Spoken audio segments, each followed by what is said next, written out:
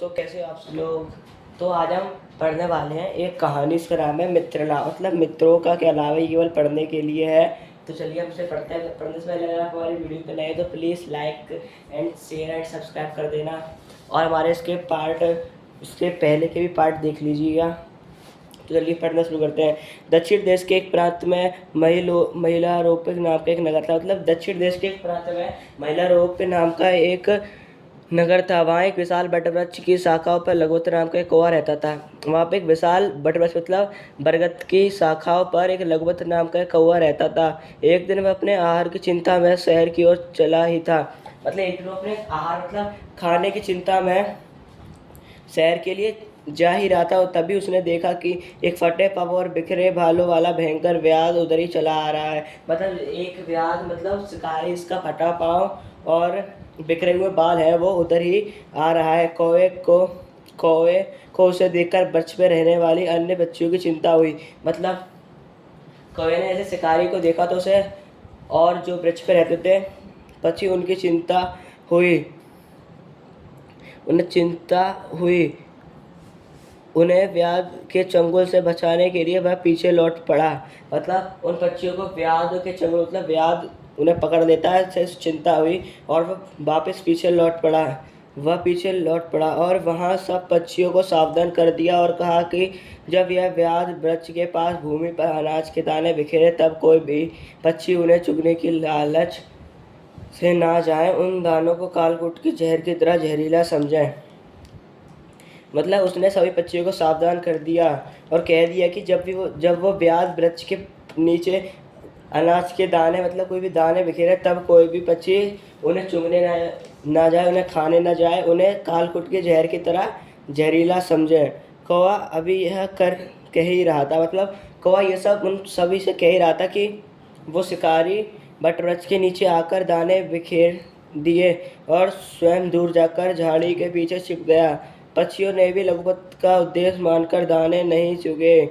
वे उन दानों को हलाहल विष की तरह मानते रहे, किंतु इसी बीच एक व्याध के सौभाग्य से कबूतरों का राजा चित्रकीप अपने हजारों अनुचरों के सहित उड़ता हुआ वहां आया। लघुपत ने उसे भी चेतावनी दी, परंतु वह भूमि पर बिखरे हुए उन दानों को चुगने की लालच को न रोक सका। मतलब कौवा ये सब उन सबको बता ही रहा था कि व्याध ने उस बरगद के पेड़ के नीचे आके पूरे दाने बिखेर दिए और वो व्याध खुद दूर जाके झाड़ी के पीछे छुप गया। पक्षियों ने भी उस कौवे मतलब कौवे का नाम था लघुपतन, उसकी बात तो मानी, उसका उपदेश मानकर दाने उन्हें नहीं खाए।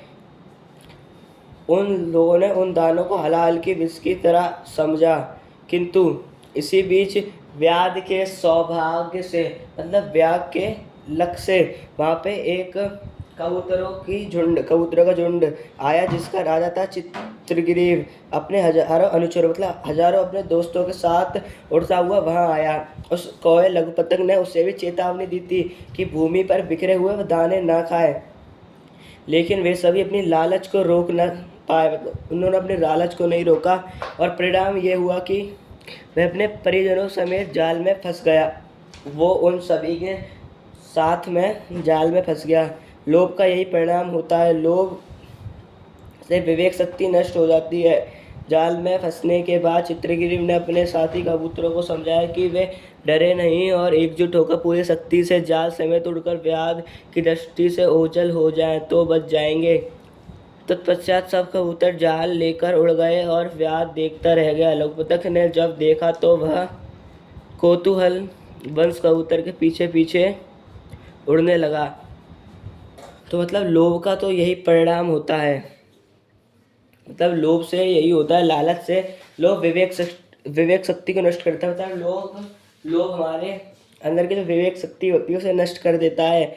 और जाल में फंसने के बाद चित्रकीप ने अपने साथियों से कहा, उन्हें समझाया कि वे डरे नहीं और एकजुट होकर पूरा जाल समेत उड़ जाएं और उस व्याध की आंखों दृष्टि से उजलकर उससे दूर चले जाएं, ताकि व्याध हमें देख ना पाए, और ऐसे करने से हम बच जाएंगे। तत्पश्चात मतलब तभी सभी कबूतर एक साथ जाल को लेकर उड़ गए और व्याध देखता रह गया। लखपतक ने जब उन्हें देखा, उसे जिज्ञासा हुई कबूतरों के पीछे पीछे जानने के लिए वो कहाँ जा रहे हैं, तो वो कबूतरों के पीछे पीछे उड़ने लगा।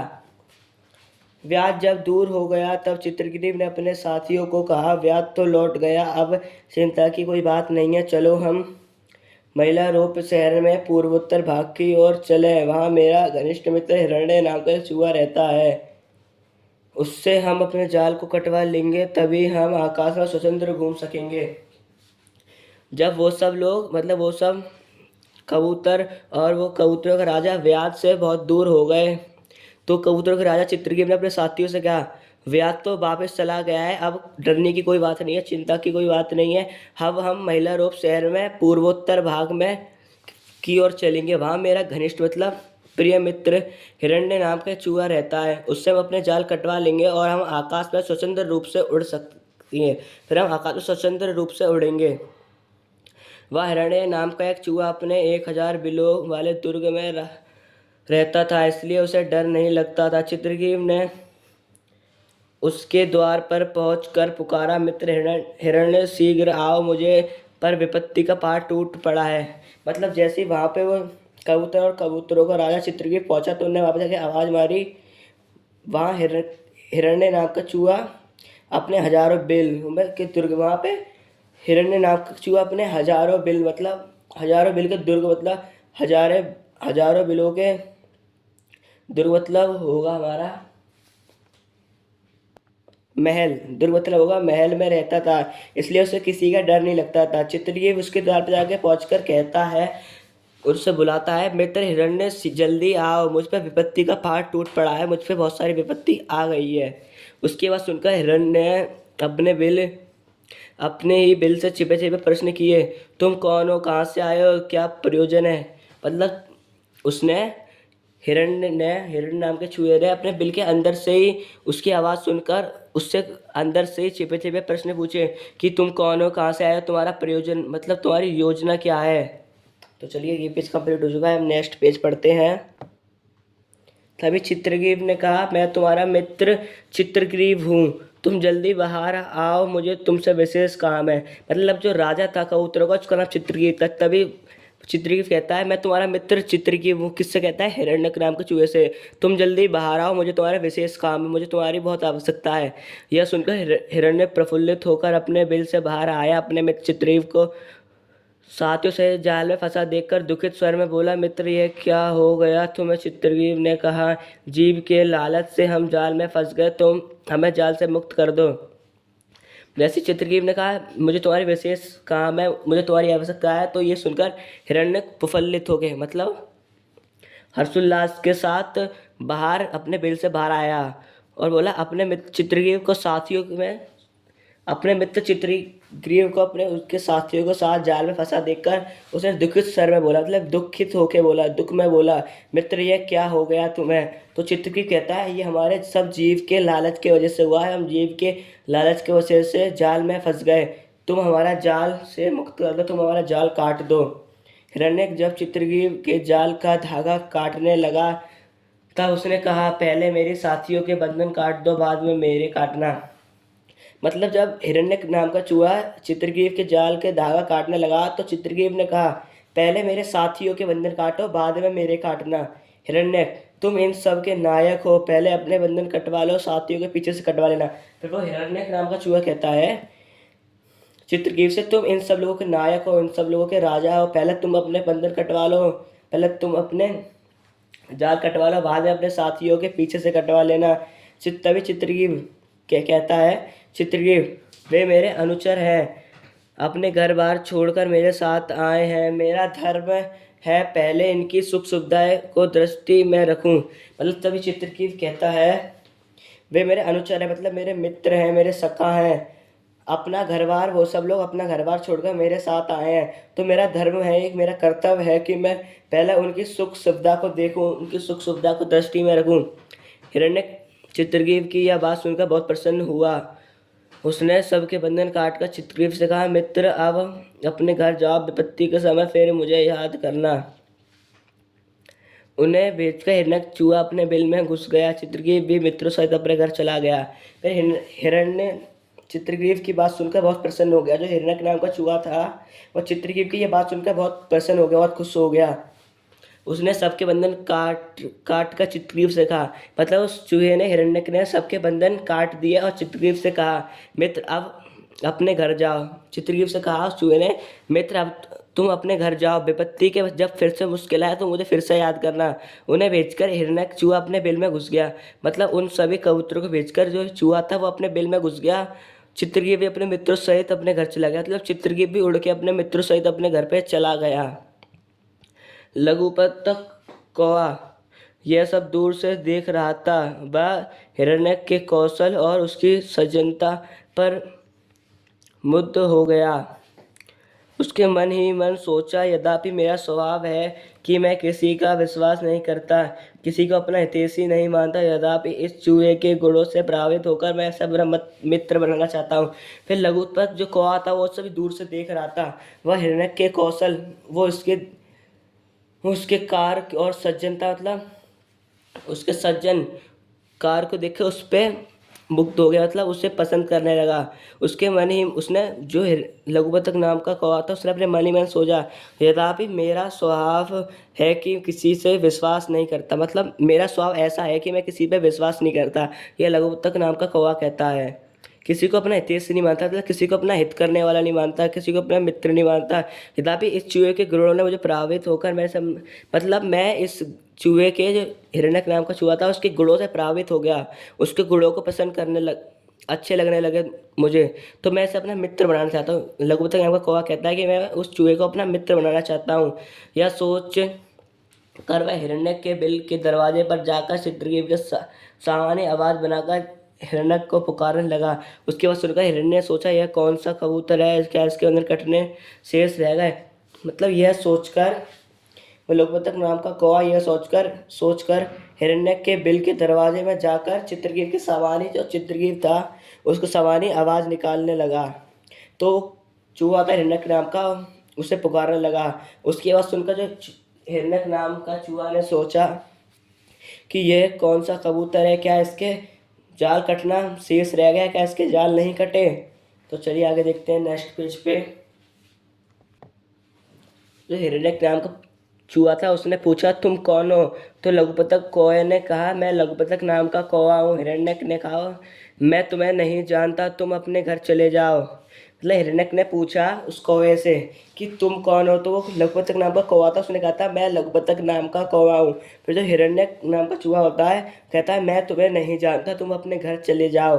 फिर लघुपतक नाम का कौवा कहता है, मुझे तुमसे बहुत ज़रूरी काम है, एक बार दर्शन तो दे दो, मतलब एक बार दिख तो जाओ। हिरण्यक नाम का चूहा कहता है, मैं तुम्हें दर्शन देने का कोई प्रयोजन दिखाई नहीं देता।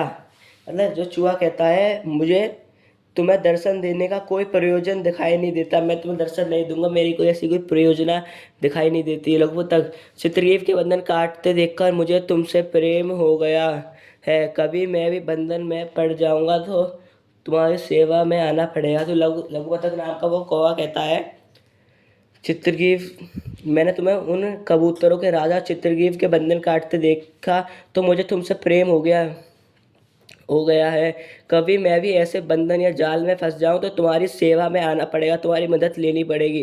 तो हिरण्यक नाम का चूहा कहता है, तुम भोगता हो, मैं तुम्हारा भोजन, हम में प्रेम कैसा, जाओ, दो प्रकृति के विरोधी जीवों में मैत्री नहीं हो सकती। मतलब हिरण्यक नाम का चूहा कहता है, तुम भोक्ता मतलब तुम खाने वाले हो और मैं तुम्हारा भोजन हूँ, हमें प्रेम कैसा, मतलब हमें प्यार कैसा, जाओ, दो प्रकृति के विरोधी जीवों में मित्रता नहीं हो सकती।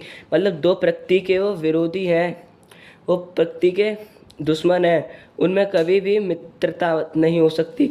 लघुपतक नाम का कौवा कहता है, हिरण्यक, मैं तुम्हारे द्वार पर मित्रता की भीख लेकर आया हूँ, तुम मैत्री नहीं करोगे तो मैं यहीं पे प्राण दे दूंगा। मतलब वो कौवा कहता है कि हिरण्यक नाम के चूहे से, मैं तुम्हारे गेट पर या तुम्हारे द्वार पर मित्रता की भीख लेने आया हूँ, अगर तुम मुझसे मित्रता नहीं करोगे तो मैं यहीं पे प्राण दे दूंगा, मैं यहीं पे ख़त्म हो जाऊंगा। तो हिरण्यक नाम का चूहा कहता है, हम सहज वैरी है, हमें मित्री नहीं हो सकती। मतलब हिरण्यक नाम का कहता है चूहा, हम पूरी तरीके से वैरी हैं, हमें दोस्ती नहीं हो सकती। लघुपतक नाम का कौवा था वो कहता है, मैंने तो कभी तुम्हारे दर्शन भी नहीं किए, हमें वैर कैसा हो। तो लघुपतक नाम का कौवा होता है वो हिरण्यक नाम से चूहे से कहता है, मैंने तो तुम्हें कभी देखा भी नहीं है, तो हमें वैर दुश्मनी कैसी। तभी हिरण्यक नाम का चूहा कहता है, वैर दो तरह का होता है, सहज और कृत्रिम। तुम मेरे सहज वैरी हो। जो हिरण्यक नाम का चूहा होता है वो लघुतक नाम के कौवे से कहता है कि वैर दो तरह के होते हैं, तो दुश्मनी दो तरह की होती है, सहज और कृत्रिम। तुम मेरे सहज वैरी हो। कि हिरण्यक नाम के चूहा लघुतक से कहता है कि तुम मेरे सहज वैरी हो। लघुतक उसका उत्तर देते हुए कहता है, मैं दो तरह के वैरों का लक्षण सुनना चाहता हूँ। जो लघुतक नाम का चूहा होता कौवा होता है वो कहता है लघुतक नाम के चूहे से, हिरण्य नाम के चूहे से, मैं दोनों तरह के वैरों के लक्षण, मैं दोनों तरह की दुश्मनियों के लक्षण सुनना चाहता हूँ। तो हिरण्य नाम का चूहा कहता है, जो वैर कारण से होते हैं उसे कृत्रिम वो वैर कृत्रिम होता है, कारणों से ही उस वैर का अंत भी हो सकता है। स्वाभाविक वैर निरस्त होता है, उसका अंत ही नहीं हो सकता। जो हिरण्यक नाम का चूहा जवाब में कहता है, जो वैर किसी कारण से होता है वह कृत्रिम होता है, और उसका अंत कारणों के वजह से ही होता है। और स्वाभाविक वैर मतलब जो उसका अंत हो नहीं सकता, जो स्वाभाविक वैर है वो निरस्कार है, उसका कभी अंत नहीं हो सकता।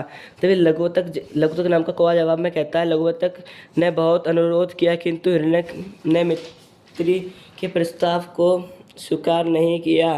तब लघुतक ने कहा, यदि तुम्हें मुझ पर विश्वास न हो तो तुम अपने बिल में छिपे रहो, मैं बिल के बाहर बैठा बैठा ही तुमसे बातें कर लिया करूँगा। फिर लघुतक नाम का कौवा कहता है कि कौवे ने उस चूहे से बहुत प्रार्थना करी, तभी वो चूहे ने उसमें मित्रता का प्रस्ताव को ठुकरा दिया, उससे मित्रता नहीं की। तो लघुतक उस कौवे ने कहा, यदि तुम्हें मुझ पर विश्वास ना हो तुम अपने बिल में छिपे छिपे मुझसे बात कर लिया करना, मैं तुमसे बाहर से ही बात कर लिया करूँगा। जो चूहा होता है हिरण्यक ने लघुपतन की यह बात मान ली, किंतु लघुपतक को सावधान करते हुए कहा, कभी मेरे बिल में प्रवेश करने की चेष्टा मत करना। कौवा इस बात को मान गया, उसने शपथ ली कि वह कभी ऐसा नहीं करेगा। मतलब हिरण्यक जो चूहा था उसने लघुपतक की यह बात मान ली और कहा, लघुपतक को सावधान करते हुए ये भी कहा कि कभी तुम मेरे बिल में घुसने की चेष्टा मतलब मेरे बिल में घुसने की कोशिश मत करना या इच्छा मत करना। कौवा इस बात को, जो लघुपतक नाम का कौवा था, इस बात को मान गया और उसने शपथ ली वह कभी भी ऐसा नहीं करेगा, उसके कभी बिल में नहीं घुसेगा। तब से वे दोनों मित्र बन गए। नित्य प्रति प्रस्तुत बातचीत करते दोनों के दिन बड़े सुख से कट रहे थे। कौवा कभी कभी इधर उधर से अन्न संग्रह कर चूहे को भेंट में दे देता। मित्रता में यह आदान प्रदान स्वाभाविक है। धीरे धीरे दोनों में मित्री घनिष्ठ होती गई। दोनों एक क्षण भी एक दूसरे के अलग नहीं रह सकते। मतलब तब से वे दोनों मित्र बन गए। तब से वह कौवा और वह चूहा मित्र बन गया और नित्य प्रति मतलब हर रोज़ वो बातचीत करते और दोनों के दिन बहुत सुखे मतलब बहुत अच्छे से कट रहे थे। कौवा कभी कभी इधर उधर से कुछ खाना पानी चूहे को भेंट दे देता, मतलब चूहे को दे देता था। मित्रता में यह आदान प्रदान लेना देना तो स्वाभाविक है, ये होता ही है। तो धीरे धीरे ऐसे करके दोनों की मित्रता दोस्ती घनिष्ठ होती गई, पक्की होती गई। दोनों एक क्षण मतलब दोनों एक मिनट एक सेकंड भी एक दूसरे से अलग नहीं रह सकते थे। तो चलिए ये वाला पेज भी कंप्लीट हो चुका है, अगला पेज पढ़ते हैं। हमारा नेक्स्ट पेज ये है, बहुत दिन बाद एक दिन आंखों में आंसू बहकर लघुपतक ने हिरण्यक से कहा, मित्र अब मुझे इस देश से विरक्त तो हो गई है, इसलिए दूसरे देश चला जा रहा हूँ। तो बहुत दिनों बाद जो लघुपतक नाम का कौवा था वो अपने आंखों में आंसू भरते हुए हिरण्यक से कहता है, उस चूहे से कहता है, मित्र दोस्त अब मुझे इस देश से विरक्त मतलब मेरा इससे मुंह हट गया, मुझे ये देश अच्छा नहीं लगता है, इसलिए मैं दूसरे देश में चला जाऊंगा, मैं दूसरे देश में जा रहा हूँ। कारण पूछने पर उसने कहा, इस देश में अनावृष्टि हो गई है, दुर्भिक्ष पड़ गया है, लोग भूखे मर रहे हैं, एक दाना भी नहीं है। हाँ। तो चलिए हमारी वीडियो यहीं पे एंड होती है।